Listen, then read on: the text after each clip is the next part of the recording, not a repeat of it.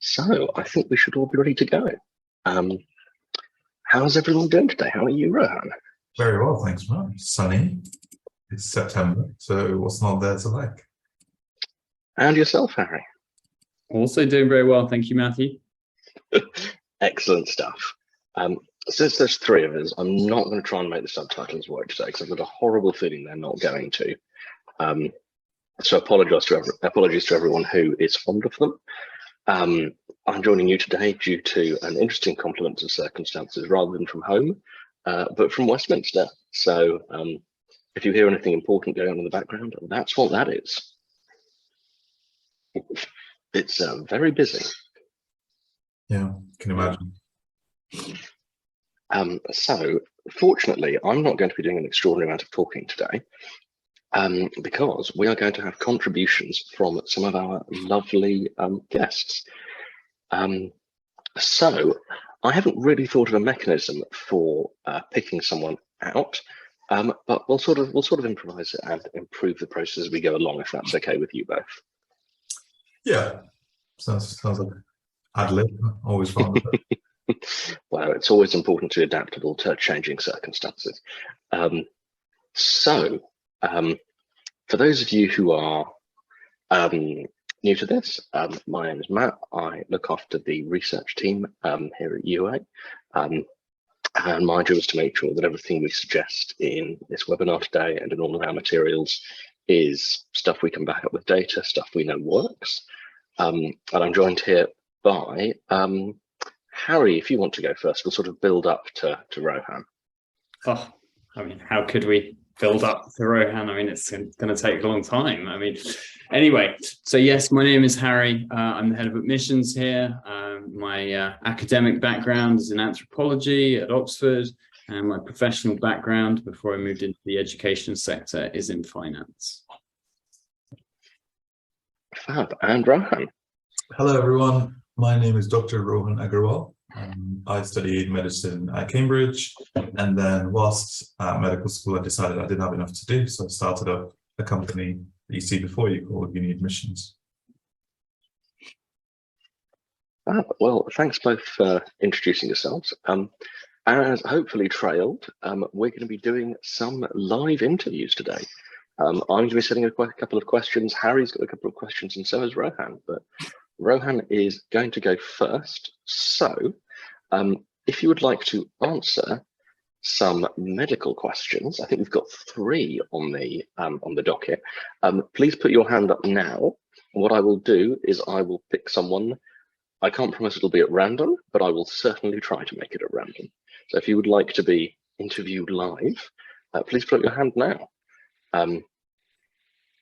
We've got excellent. We've got one. I was worried we were going to get no one. Yeah. And I was going to say, do we have a strategy if there's no one who wants to be interviewed? I think you'd be the student, Harry. If that happens, I guess I will have to force someone to volunteer, which I would prefer not to.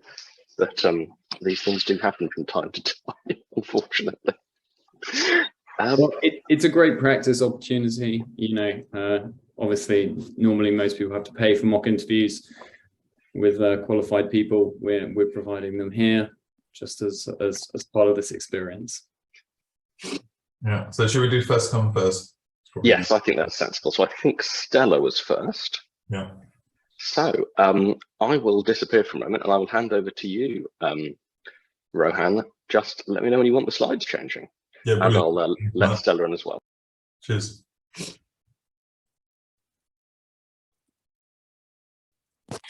Hello, Stella.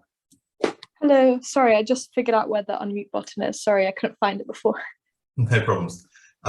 We can't quite see you. Oh, okay. Would I'm not sure. Sorry, I'm trying to see if there's a camera button. That's no worries. Well, whilst you're doing that, Matt, if you could just advance the next slide. Yes, if it's not an option for you, Stella, that's absolutely fine. It just makes for a slightly less attractive recording, that's all. But we'll forgive you. Yeah.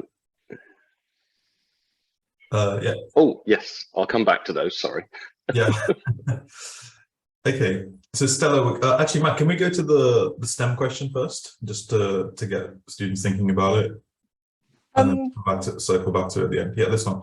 Okay, everyone. So in case one of the questions we don't cover, in case the sixth question, this is kind of a bonus question that I'm actually going to start with. And it's actually something that I saw written in. So when I went to Cambridge and I was sitting down for my medical interview, next to me in another room were the maths interviews.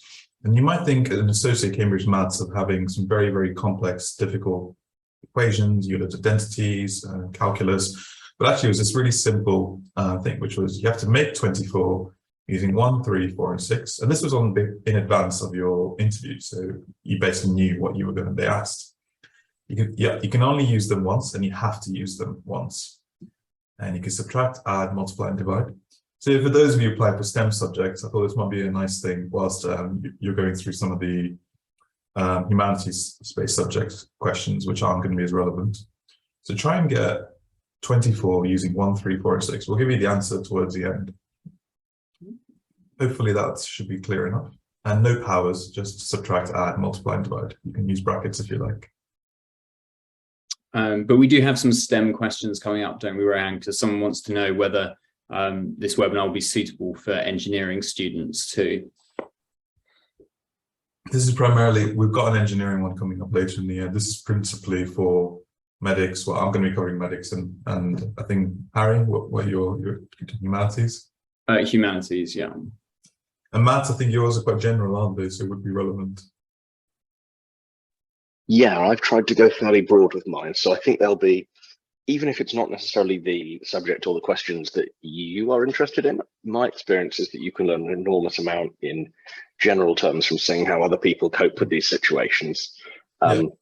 We'll come on to talk about this towards the end, but it's not the kind of thing you can practice too much for, would be how I would phrase it. Yeah. Okay, well, let's get into the meat of it.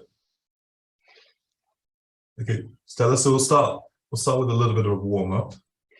Sorry, I thought we were raising our hands for general questions rather than medical specific ones. I'm really sorry, I must have been confused.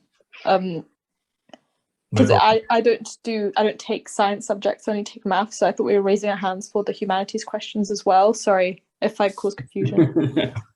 No problem. It's your questions and math.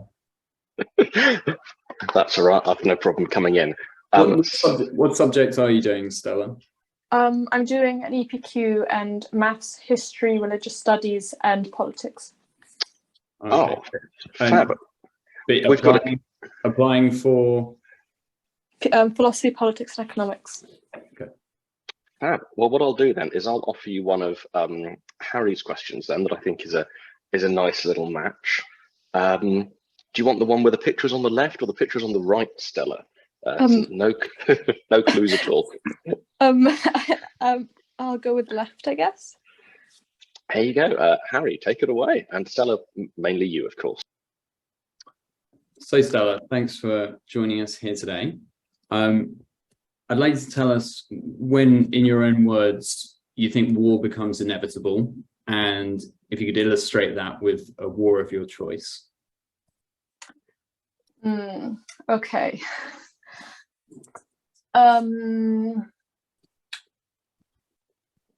It's okay, just take your time if you want to just take a few moments to just...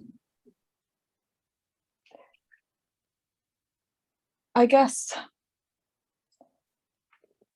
instantly when I'm approaching this question, I believe it's important to examine what we interpret as a war. So, of course, when I initially approached this question and I saw the word war, instantly I thought of the typical idea of what we imagine a war to be like. So typically nations warring against each other or going into military battle over an issue, for example.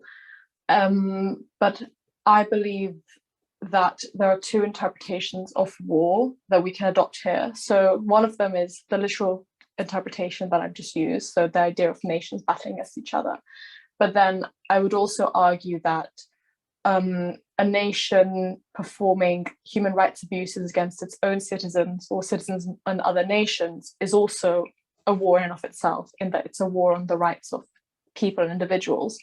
And the reason why I think that these two distinctions between the types of war I'm describing are important is because when we look at World War II, for example, and the Holocaust, for example, when we saw an entire regime conducting very severe human rights abuses on a lot of individuals, I believe that in that situation, war was inevitable, both in the second definition I described, so a war on citizens, because even if no war was waged against Germany, and even if World War II didn't occur, a war would have still been conducted against the rights of citizens, typically Jewish citizens and Polish citizens who are being killed and oppressed in the Holocaust, as well. And in that situation, as I mentioned, a war would have been inevitable, because either the war on human rights abuses would have continued, or in an attempt to at least prevent or stop this war on human rights, on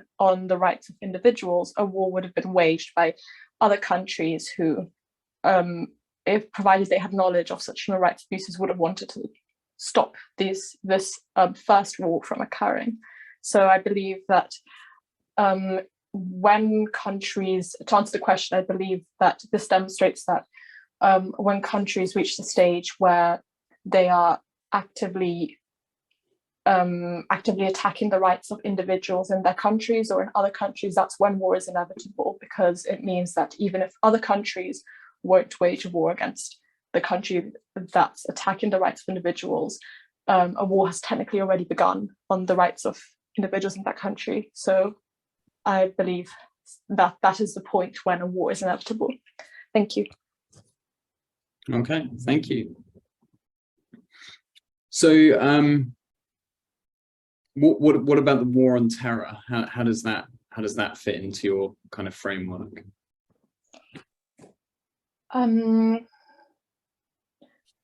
Okay, so I'm thinking war on terror, just to clarify, can I ask a question?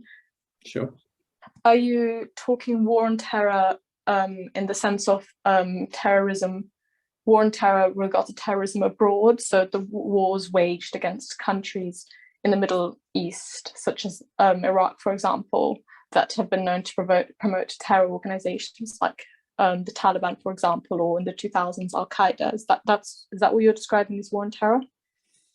Yeah, although I think, the way the phrase was used in the aftermath of September the 11th and the significance it came to take, I think, is broader than just those country-on-country wars. I think it encapsulates a whole movement involving political, economic, and intrastate, and also special forces, intelligence, etc. Assets as well. Yes, if I could cut in there front, what this sort of strikes me is you described Stella as internal human rights abuses as being a kind of war, and so in a sense, what's happening there is a war being waged on an abstract concept, and of course, the war on terror was itself, in some respects, a war on an abstract concept. So how does the war on terror fit into your framework in this? Okay, that makes a lot of sense. Thank you. I believe that conveniently it does actually go hand in hand with what I described as inevitable of the point when war is inevitable, because I stated that a war is inevitable when a country starts imposing or attacking individuals' rights, because in that situation, a war has already begun, essentially a war on people's rights. And even if that war is prevented, another war needs to be waged to prevent this war or this attack on human rights.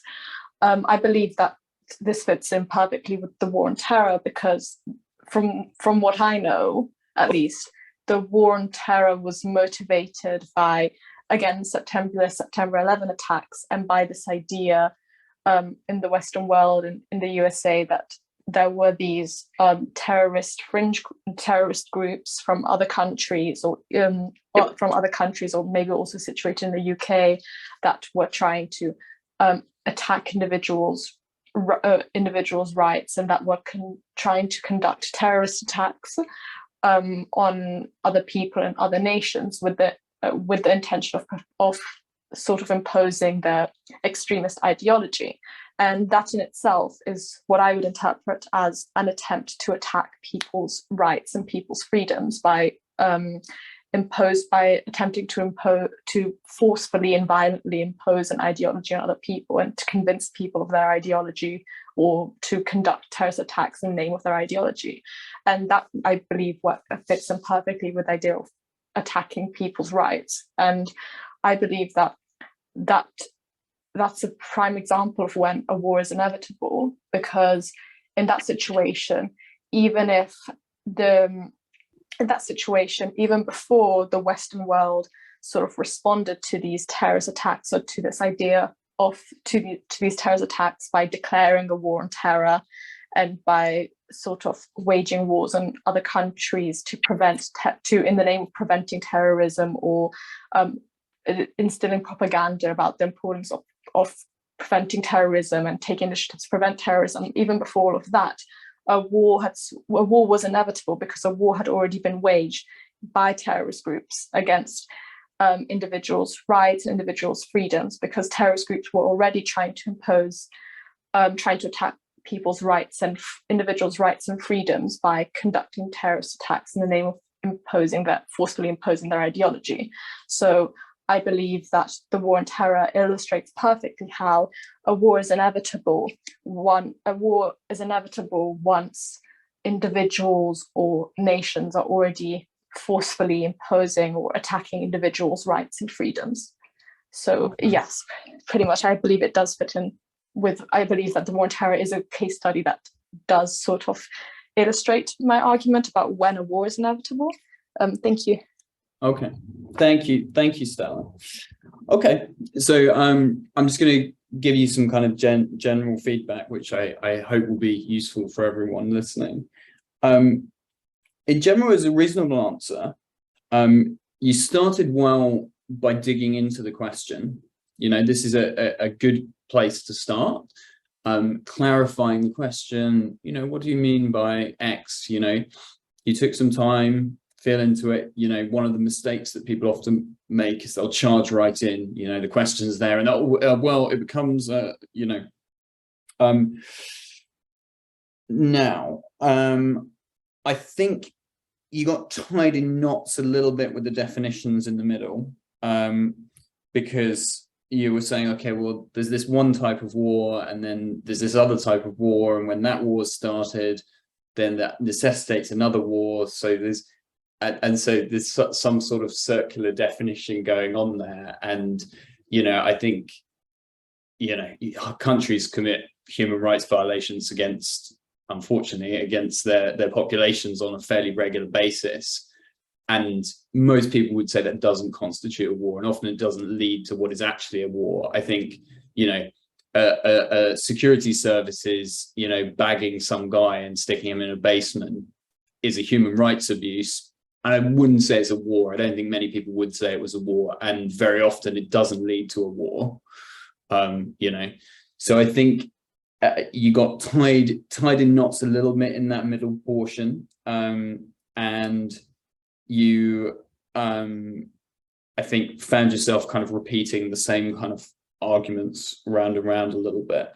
I'd also, and I want you to take this, it's not criticism, it's my feedback on the answer in the best possible way, because I think it was a reasonable answer, but obviously you and everyone else in the call will primarily learn from me picking up things I didn't find were entirely coherent in it, rather than just saying, oh, it was absolutely fantastic, thanks very much, Stella. I'd also say World War II, I mean, if they asked everyone this question, you'd probably find that 85% of people use World War II, and probably the Holocaust as an example. It's a very obvious one that comes to mind. It doesn't mean that the answer can't be good with that in it. It does mean it's less likely to stand out. And so, you know, you don't want to just say wacky things for the sake of it, but it's something to bear in mind. Personally, I would have gone down a more psychological route with this, that when people get to a certain mind state, when two populations, religious groups, ideologies get to a place where they can no longer coexist within some kind of sphere, be it geographical, intellectual, moral, whatever it may be, that war becomes inevitable once those two groups just cannot allow each other to coexist. There is so fundamental a conflict in ideology, in ownership of land, or whatever it may be, that war becomes inevitable. Yeah, thanks, Harry. I thought that's a really helpful feedback. Just to add a couple of other things. As Harry said, you want to use the opportunity you get with a question like this, where you're picking your own examples to demonstrate a breadth that goes beyond what you find in the A-level or secondary school curriculum in general. So I think the 15% of people who didn't go for World War II here would probably have gone for World War I, famed for its qualities of inevitability. But I think it would be interesting to look into different historical examples. Maybe, the phrase that sprung to my mind looking at this was Caesar talking about crossing the Rubicon, or wars that begin over seemingly small, insignificant things like the War of the Spanish Succession, or wars that could come about as a result of misunderstandings, all the way through to wars that are extremely quick, like the Yom Kippur War or the 7 Days War. So I would be taking the opportunity to show breadth with a question like this. But I think the framework you laid out was really interesting and provocative. So I would have been tempted to, if you can wrap that up a little bit quicker, then that gives you the opportunity to have more follow-up questions, more development. And so we're going to come on to talk a little bit later about the marking criteria for interviews. And I think one of those will sort of stand out as an area that you can look to focus on. But broadly speaking, I thought that was pretty good. And most of all, thank you so much for volunteering, because I know that no one likes being the one to step forward in a situation like this. And this format wouldn't work without someone. So thank you very much for helping out. Yeah. Thank you. Now, one very brief other direction you could have taken in, which is also a bit cliched, but it is PPE. So, looking at the political situation in America, draw the parallels with the American Civil War, it is quite talked about, but I still don't think many people would have done that in the interview. Certainly far less than would have gone down the World War routes. Yes. So we had a couple of further volunteers. So I think we'll go to Tilly, who's after a question about geography. Are you happy to do another, Harry? Yep, happy to do another. Fab. Well, let's move on to our sort of geography adjacent question. And while I pop that up on the screen, I will see if I can get Tilly to come on through with all of the fun we get with this technology. Here we are. Right. Hi. Hi, Tilly. Welcome. So you're looking to apply for geography. Where are you looking? Cambridge. Okay. So your question is that there is no such thing as society. There are individuals and there are families. Discuss. Wow. Okay. This is a very difficult one. I don't know how I'd sort of start to approach it. Well, again, just take your time. There's no, people often think there's a prize for being quick. In these interviews, there is no prize for being quick.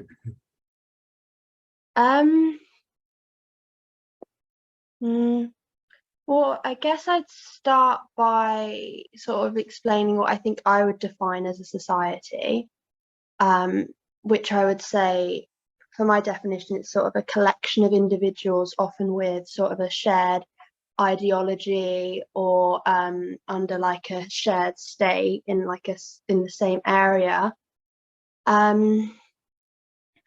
So with that definition, I guess I could say that I disagree with the question, because sort of with my definition of society, it is a collection of individuals that share the same sort of common beliefs or perceptions of a place.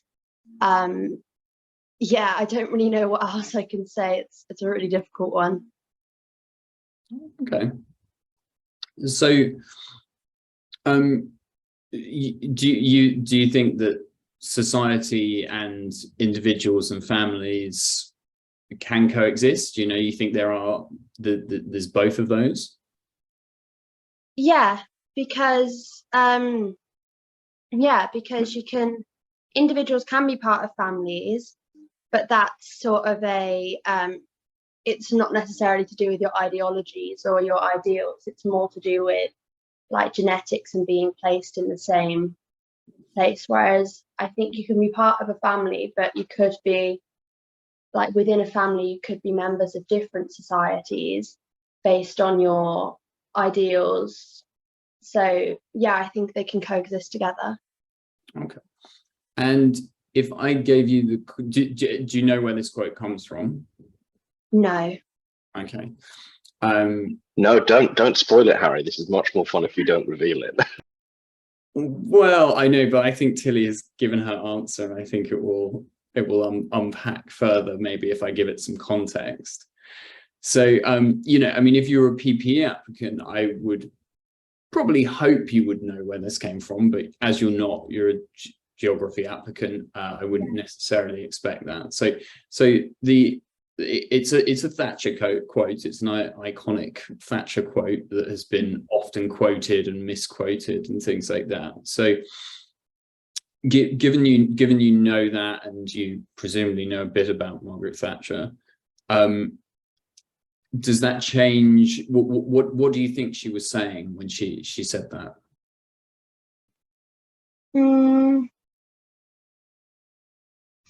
I don't know. I don't really have very much of an understanding of Margaret Thatcher. It's not really anything that we've covered. Okay. And if you were to relate this to your geographical studies, like what does society mean to you in that sense?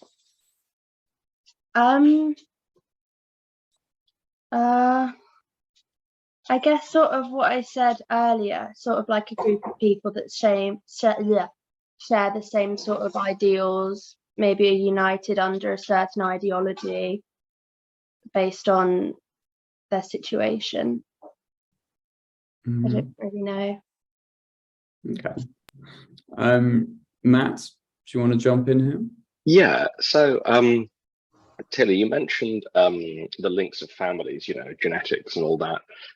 Everyone, whether they like it or not, has parents. It's where people come from. So in a sense, you can't escape your family. Do you believe that you can leave society altogether? Wait, pardon, can you repeat that again? Yeah, so everyone who is born, which is all of us, has a family, at the very least a mother or father, even if they don't stick around for very long.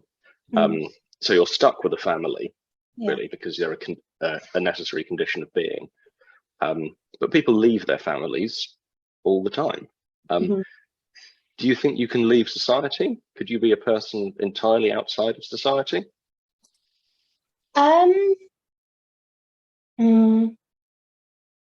No, because I think you're always going to find someone in the world that will share sort of the same outlook to things as you, whether that be with politics or interests or like political leanings. So I don't think that is possible.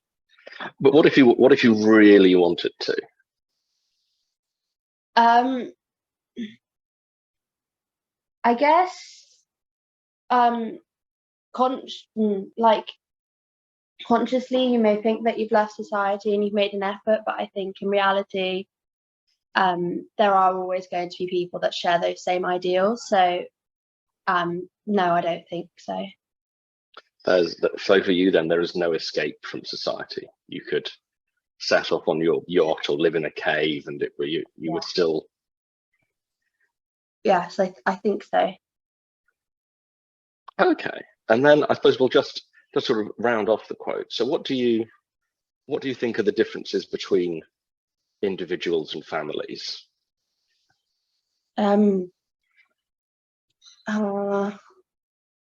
Well, families are like a group of individuals that share the same sort of genetics.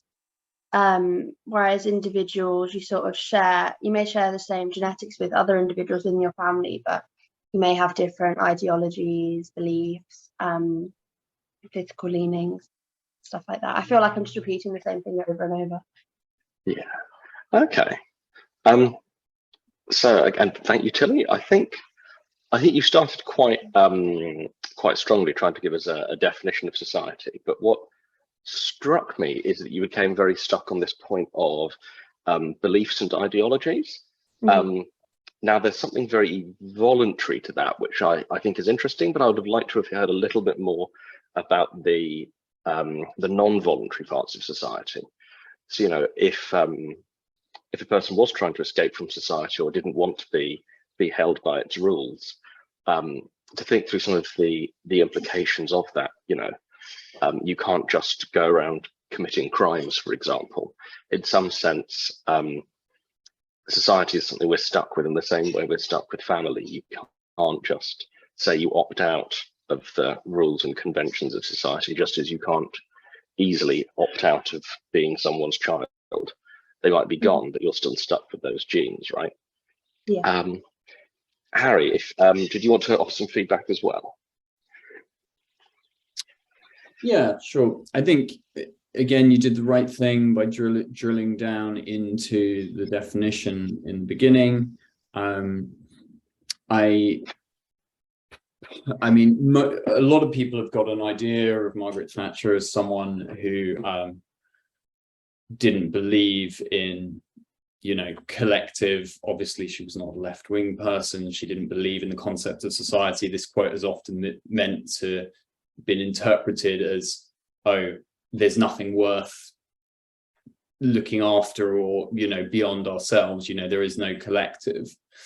I think what she was actually getting at is that, you know, society is not, it's a nebulous concept. It's there's no tangible thing, you know. Society doesn't have any money. It's people and families who have money, and beliefs. Society doesn't have a belief, you know. The society is not a real entity, and so the individual is, you know, the kind of unit, and the family unit is what's paramount. And I think I probably would have drilled down into that a little bit more.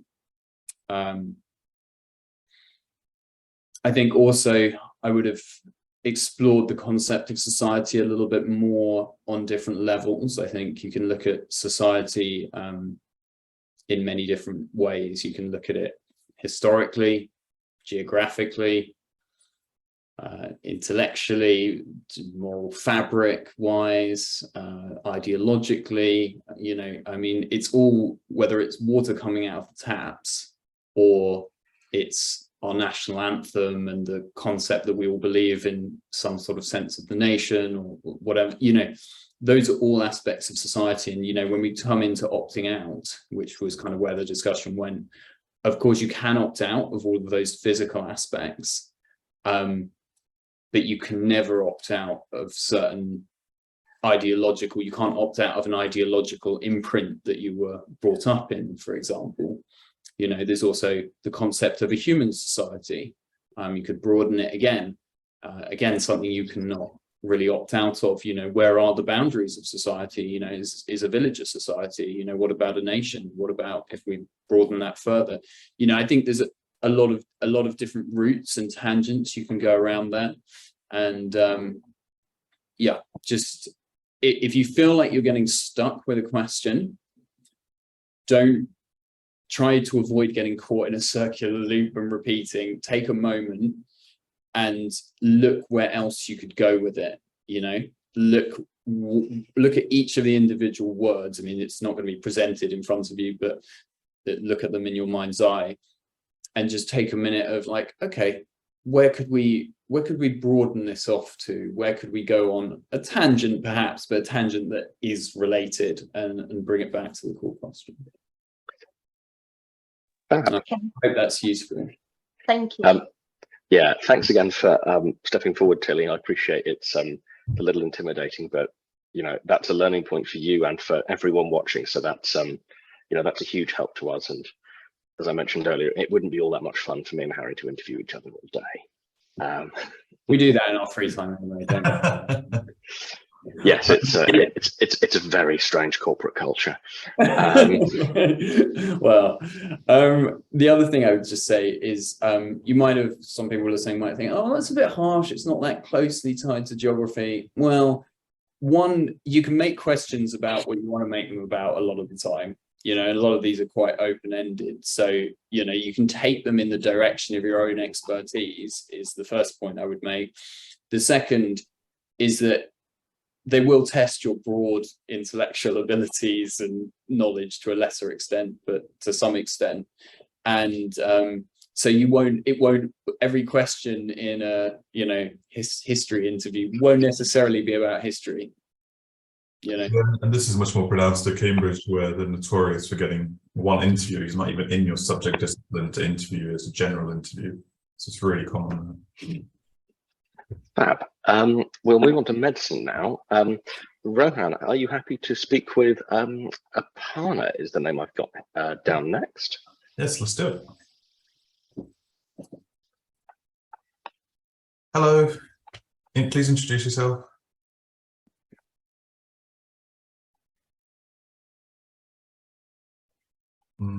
Can't quite hear you right now. Yeah, it's not Aparna actually. It's her son.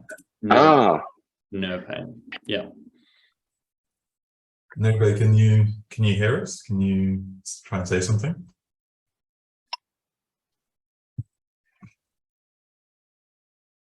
Nope, no luck. Let's circle back to the opinion. Hopefully, we'll have a bit more luck with the technology in a little while. We also had volunteer. Yes, we'll come back to you, Nibo. Sorry about the technology. We've got a Jennifer P, who's volunteered for medicine. Fab. We'll put her on.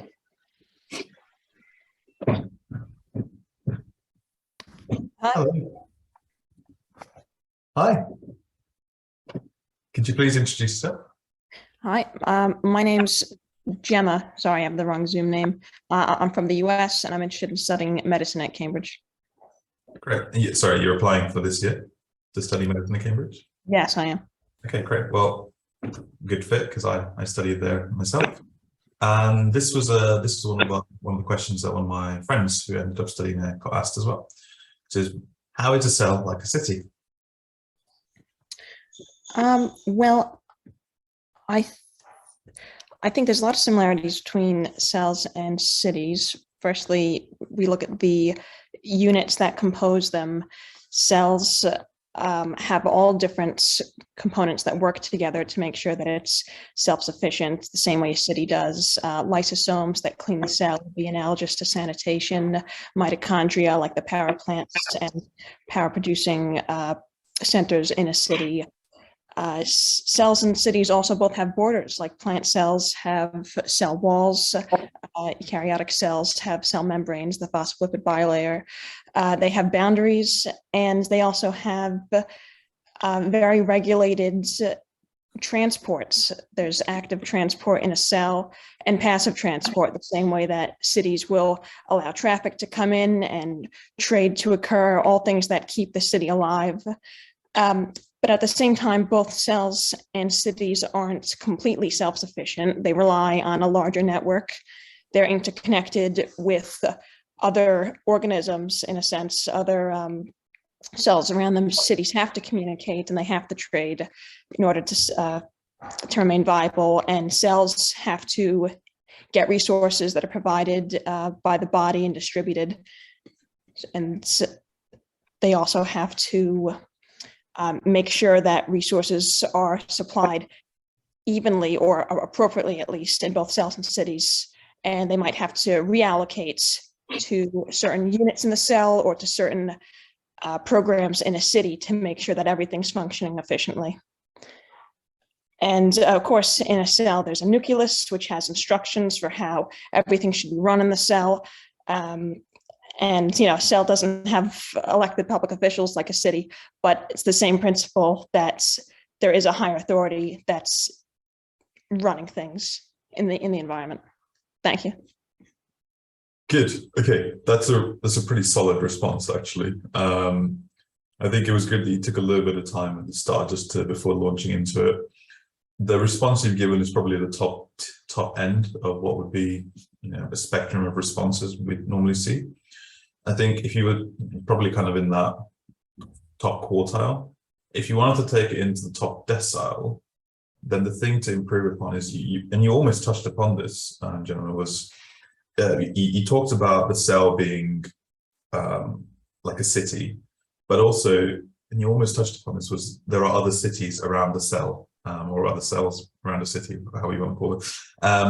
And if you imagine essentially a country, you could say it's analogous to an organ system or a human body, and all these cities are trading. So I think you could have just taken it that one step further, and you were almost there, but I think just explicitly stating it. So that kind of just expanding a little bit further. I think the other thing is you probably could have gone into you touched on the nuclear side of things, and that was important, but you could have gone down a level onto the DNA and what the relevance of DNA is and what the analog of DNA would be in a city. So, you know, that might be blueprints for city planning, for example. But generally, it was a pretty good response. Well done. Thank you. Good. Okay, well, we'll do one more. Matt, if you could just advance the slide, please. So this one takes a little bit of time, slightly more discussion-y. So that's a nice, gentle, warm question. So why do we use radiation to treat cancer? So now I think we can look at this in a certain timeline of what radiation has been used for. Originally used to test the properties of elements. Scientists would bombard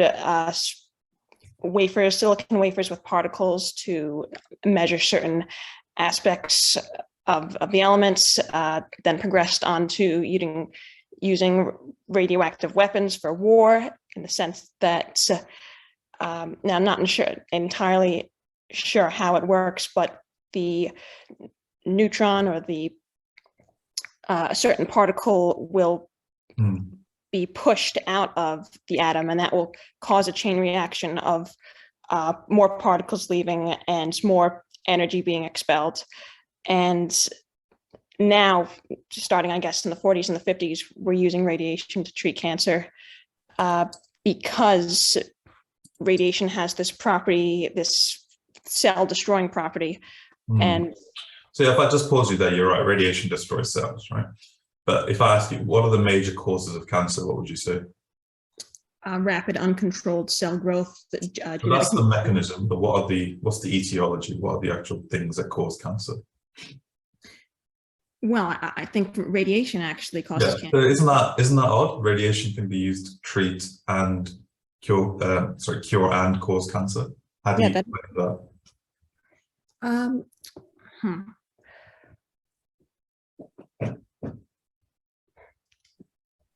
Well, I wouldn't say there are really different types of radiation, but there are different types of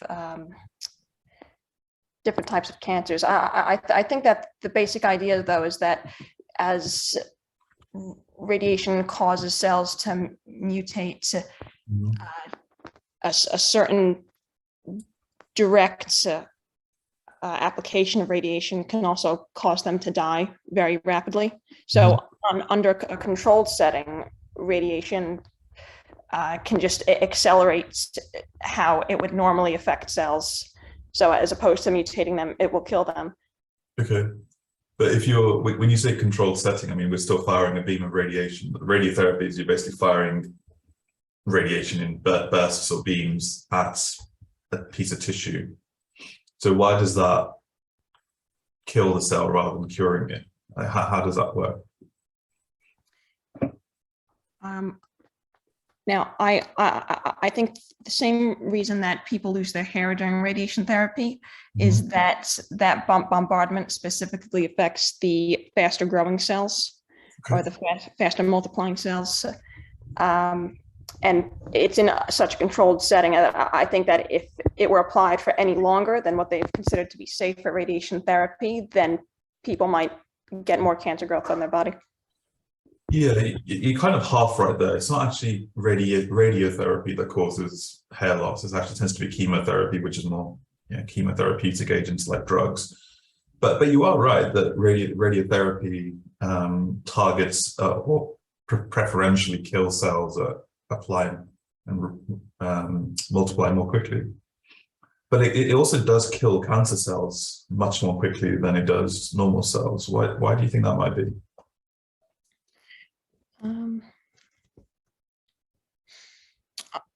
Perhaps because those cells are already very unstable and aren't performing mitosis correctly, that continued mutations are only going to cause them to collapse. Okay, what do you mean unstable? You're right, but what do you mean by that? That they're already failing when they're reproducing, that those genetic mutations aren't developing the different units of the cell properly. And why do you think that, again, you're getting closer, but why is it that the cancer cells are more unstable compared to the normal cells? What is it exactly that makes them more unstable?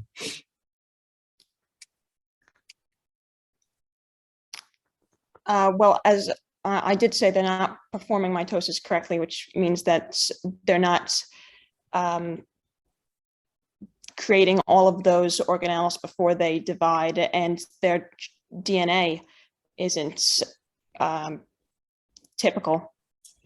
Yes, it's actually more to do with the latter, what you said. I think that the former is kind of like almost a downstream product of the latter. So if the DNA is not multiplied and cloned correctly, then obviously the organelle structure has an impact. So what is it that's different? You're almost there. What is it that's different about the DNA of cancer cells versus normal cells?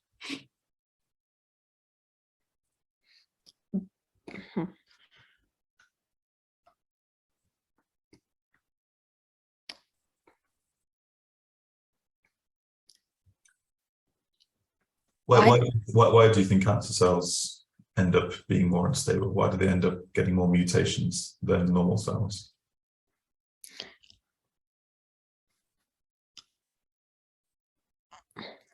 I can't say I know, really. What do you think happens when a normal cell gets a mutation? Does it stay there forever? No, because certain enzymes will check the DNA and will correct it during replication. Yeah, absolutely. So what do you think might be happening in the cancer cells that allows those mutations to slip through? The enzymes aren't correcting the DNA, or those enzymes aren't present. Correct. Well done. So if you put that together, why do you think radiotherapy kills cancer cells, but it doesn't kill normal cells?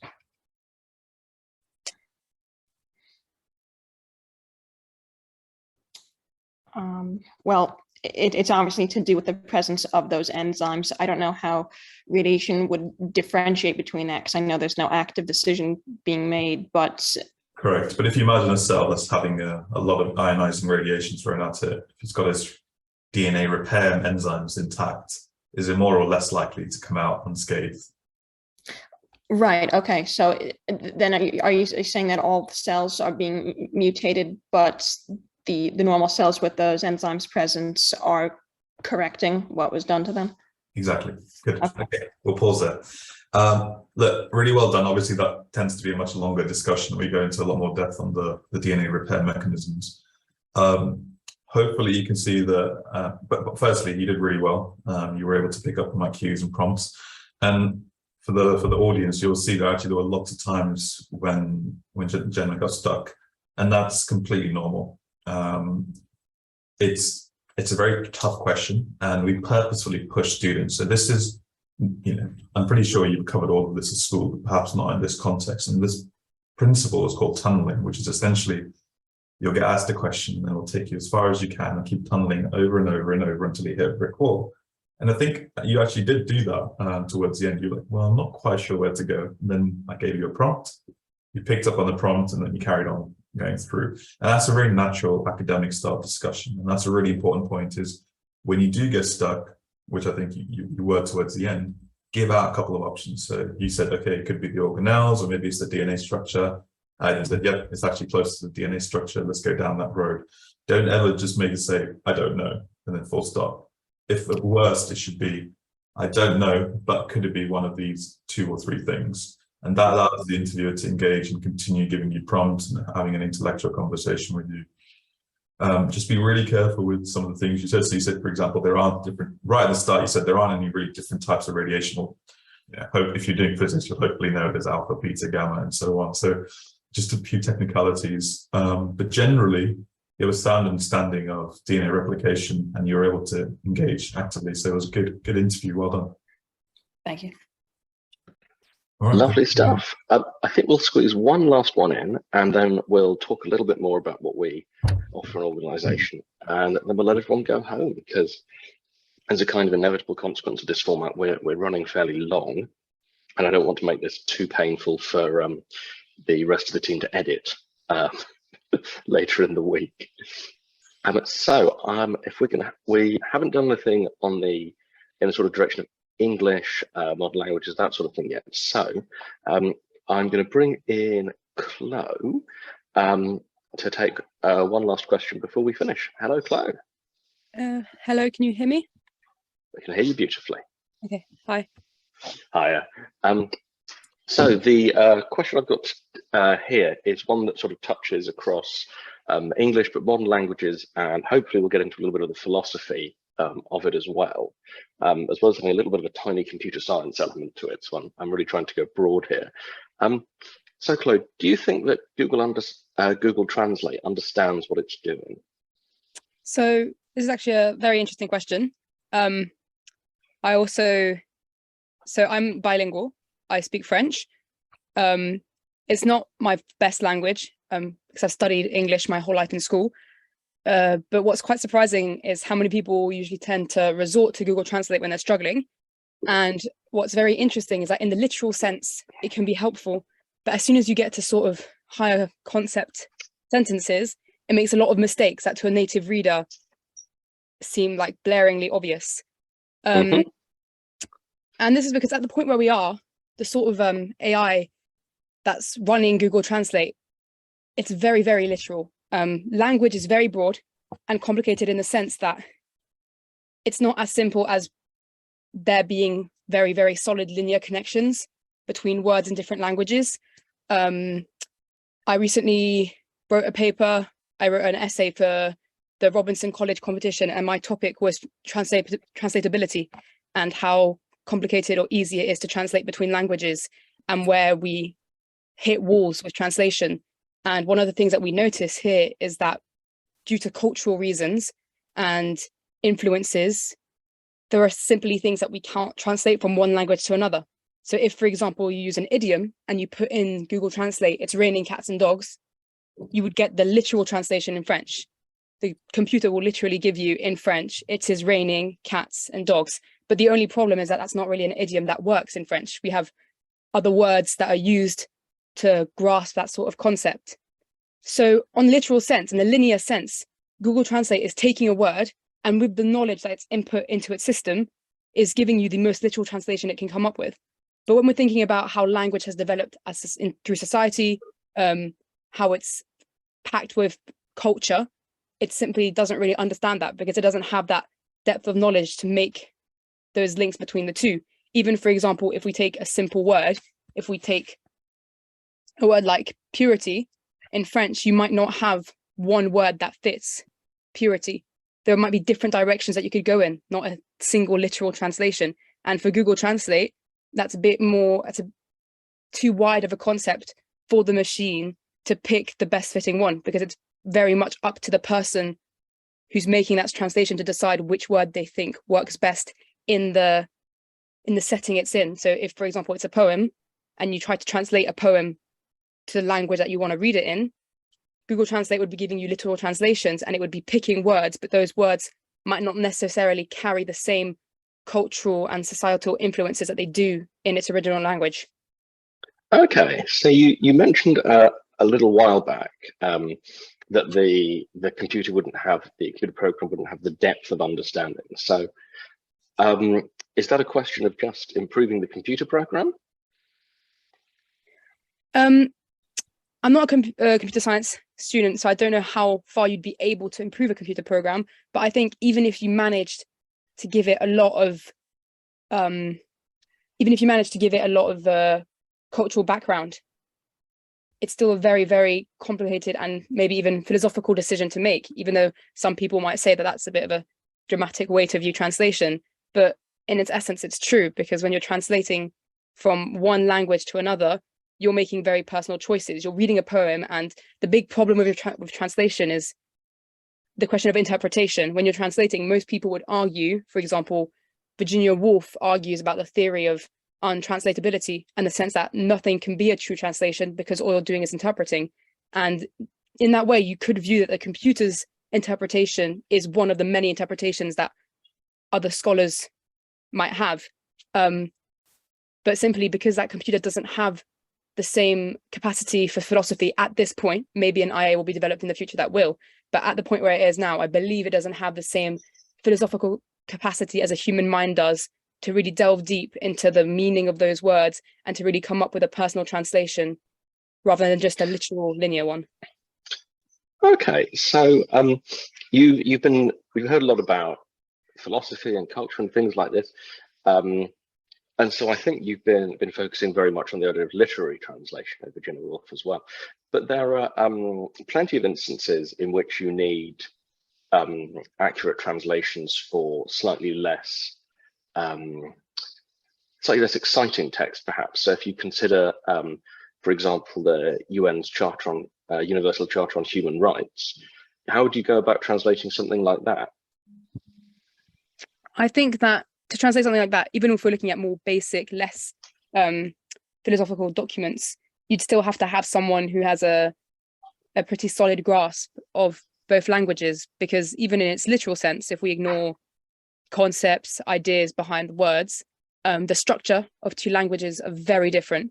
And again, one of the big problems that we encounter when translating is the problem of structure, in the sense that French, if I use again French and English, a French sentence is structured in a completely different way to an English one.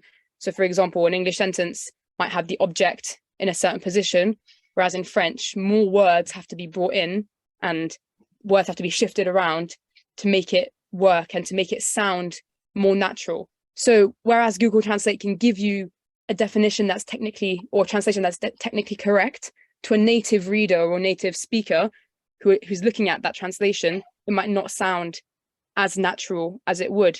And some might argue that if you're translating a charter or a law document, it doesn't matter that much if it doesn't sound very natural, but it would enhance, if we're talking about enhanced experiences of reading something reading something that's not in your native language, Google Translate might not necessarily do a very, very good job of it. But do you think a kind of universality of translation is possible? I think that if it is possible, it's possible in a very, very limited sense. I think that language is much too rooted in culture, and it's been developed so much in different ways in different countries geographically for it to be able to be interconnected universally. And I think that we can translate, but whatever we translate is fundamentally going to be flawed. So it might not even be Google Translate's fault, in the sense that it's just another flawed interpretation of a translation. Even a scholar who tries their best, one could argue, as many who believe in the theory of untranslatability, that it's going to be a flawed translation, whatever happens. It's a very pessimistic view of the world's untranslatability, right? Very, yeah. So what do you think might be, setting that aside for a moment, what are the opportunities that are denied to us by untranslatability?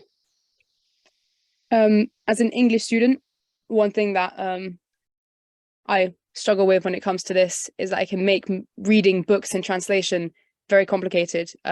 I really enjoy Russian literature, for example, but the structure of the Russian language is so fundamentally different to the structure of the English language that even when I read in translation, I come across certain sentences that don't make much sense. And I sometimes can't grasp concepts that maybe a native speaker or reader would be able to grasp. So for me, that's one of the bumps that I come up with that perhaps gives me this more pessimistic view, because I know that I'll never be able to read in the same way that a native speaker would be able to read. That being said, we still obviously are interconnected in languages in the sense that over time, over history, we've managed to communicate with one another. We've managed to work past the barriers of language with bilingual speakers, even with using flawed translations like Google Translates or apps on holidays that help you translate to speak with others. So although translations are flawed, and for me, it's always going to be a problem personally that I can't read something in the same smoothness that perhaps a native reader would be able to, I can't give a completely pessimistic view of translation. But this isn't a problem just with foreign languages, right? So, you know, I'm sure a contemporary Russian would have difficulty reading Dostoevsky, right? Of course, because then if we're thinking of translation within a language, it's a sense that when you read a book or you read a poem, you might simply not understand what they're saying. And it's like, for example, in English class, when you sit down and you're trying to interpret a poem, in some ways, you're trying to translate what the author was writing in a way that's easier to understand. And once again, one of the many things that we're going to have to accept is that when it comes to poetry, especially if we don't have any sources on the writer, author, poet who's created this work, or even artist, if we're looking at trying to interpret a piece of art, it's the same thing. We're never going to know what they try to mean, and it's just up to us to come up with an interpretation that satisfies us. So is there anything that isn't translation? I think that you could say that there are different branches to translation. So when I brought in the example of art, you wouldn't necessarily use the word translate rather than interpret maybe, or analyze. But I think it all stems from the same concept of trying to understand something that necessarily is difficult for us to understand, or that we can't understand. And I think that the need for translation, the fact that it's become such a huge thing in the sense that we have so many apps, is because human beings have a fundamental need to communicate and have a fundamental need to want to understand each other and talk to each other. Okay, I think that's pretty good, Chloe. Well done.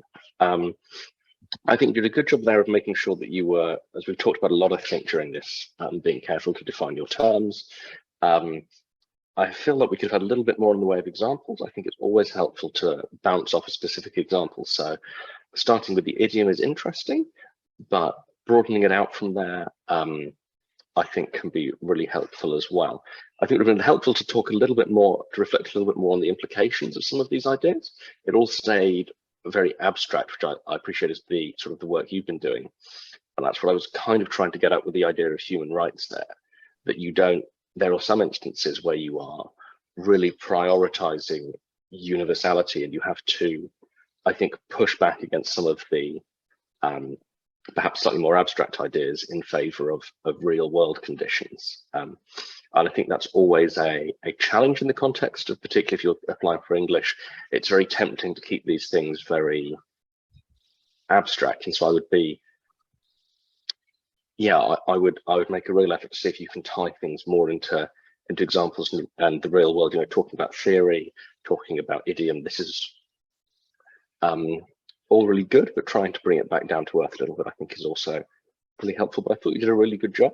You responded well to the prompts, you developed your ideas as you were going through, and you were happy to row back on some of your ideas when challenged, which is hugely important when it comes to the interview. So I'm just going to sort of wrap up now, and thank you again for volunteering. I know it's a scary thing to do. So the way that the interview is assessed is through three key criteria, which are, this is taken from the Oxford Interview Manual. The first thing is application, which I think we heard from a lot of you, being concentrated, being enthusiastic, being passionate about the problem. For the most part, I don't expect too many problems with that. But the things to watch out for are really these other two ideas. First of all, that skill in communication, making sure that you are being clear, you're not coming back on yourself, that you're not getting caught in loops, that you're taking a little bit of care, that you're being precise with language where you can, but also making sure that we can really see your working, really see the reasoning. And I think, Rohan, this is particularly important in the sciences, right? Yeah, absolutely. So making sure that everything that you're putting out there, you can see the line of argument, because what you're being marked on isn't whether you get an answer right. Highly likely there won't be a right answer. The important thing is to make sure that they can see the working, see the unfolding logic, and that you are taking care of that logic. And if you find that you've got yourself stuck into a corner, or that you're caught in a loop, or that you're contradicting yourself, that you're able to break out of that and move on to the next thing. That's a lot of what the dialogue is about, getting you to move through the different steps of the working. Now, because we've run so long today, I think we're going to have to do without a Q&A, if that's all right, Rohan. We will talk a little bit about the support and services that we offer, because if you've enjoyed watching other people do one of these mock interviews, you very much have the opportunity to arrange one for yourself. Rohan. Yeah, thanks, Matt. So every year we work with about 500 students, and we do a pretty good job. We get about 2/3 of them in. That's just slightly less than that. And the way we do that is we put them through their paces. And this is what it's all about. It's our premium program. So they're built on 4 pillars, and I'm going to do a very accelerated version. Typically, we cover these in an assessment with the student and parent. The first thing to say is we're a selective prep school, so we only work with about 1/3 to about a quarter of students that initially end up speaking to us. As a result, the students that do eventually we end up enrolling are very bright, academically capable, interested, and then we put them through their paces, and we expect a fair bit of commitment. If you're applying for 2024 entry, you'd be looking at 250, 300 hours of study between now and December 2023. If you're applying for 2023 entry, well, we've not got long, but we still expect 100, 150 hours of study from you. So it is a substantial time commitment. I'm going to talk very briefly about how it functions, but there's 4 major components. So Matt, whenever you're ready. The first of which is one-to-one tutoring. So you'll typically have a few dozen hours of one-to-one teaching with someone studying your subject at your university or choice. And we'll take you through from the start to your personal statement, admissions test, interview, college selection, kind of everything in between. Next one. This is at the end of each lesson, you'll get a report. This gets sent to both parents and student. Basically goes through what's covered, any homework that's required for the next session. So that's pillar 1. The second pillar are all of our resources. So we've got literally 100 textbooks that we've written, lots of videos, practice questions, online courses that we make available to all of our students. And then the third thing is we have something called weekly enrichment seminars. These are actually my favorite bit of the program. So every Sunday at 2 o'clock UK time, we hold enrichment seminars in small subject groups.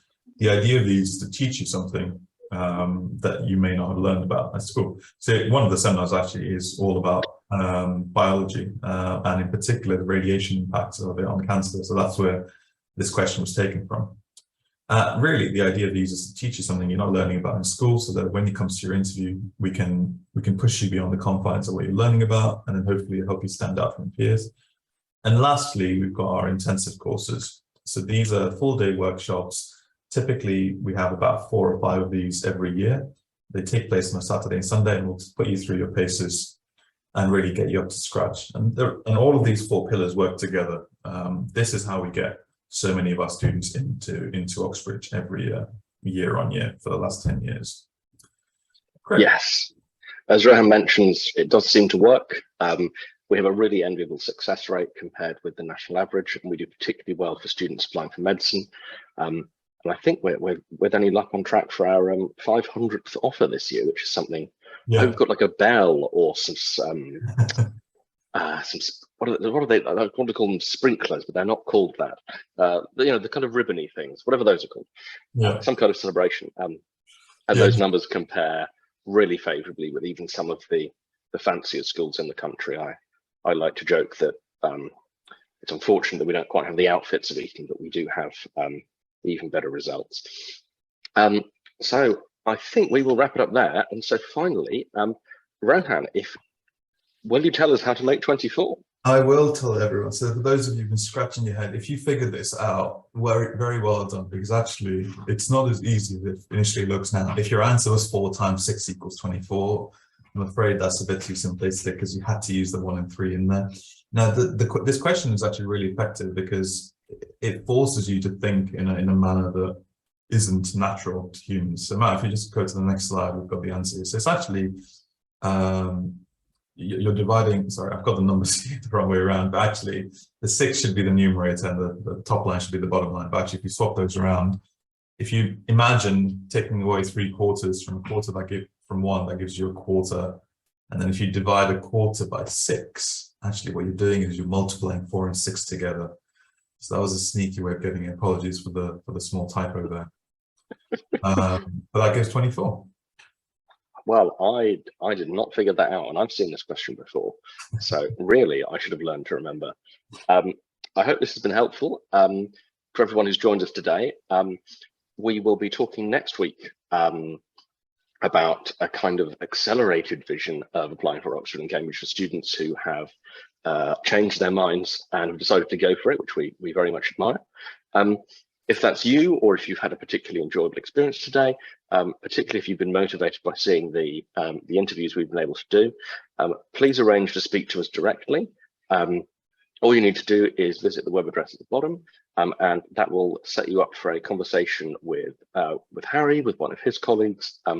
It's a completely fee-free, commitment-free chat to figure out if we can help you, if we can, how we can help you, understand what you're looking for, and make sure that we can figure out an arrangement between us that is a really good match.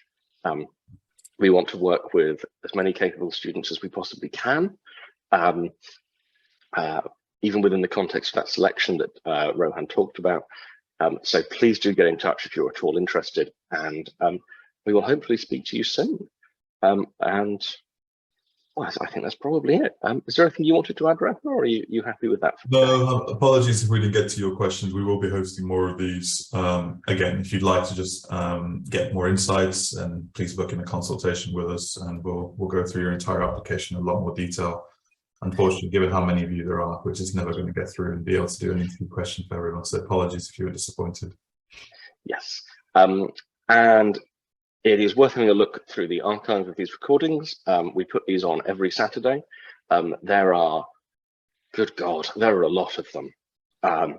So if you would like to watch 30, 40, maybe even 60 or 70 hours of these, they're all online, available through the website, and that gives you the chance to go back, pick up some of the insights, and hopefully any questions you have might have been answered there, and you can watch back this one normally Wednesday or Thursday once we've been able to edit and upload it. So all that remains to say is thank you very much, Rohan. Thank you very much, Matt. Always a pleasure. Thank you, and we'll see hopefully lots and lots of you next week to talk about going for Oxbridge with what, 4 weeks to go it'll be. So yeah, doing it on a kind of speed run, if you like that sort of thing. Yeah. Wonderful. Have a nice weekend, everyone. Cheers, everyone. Bye-bye.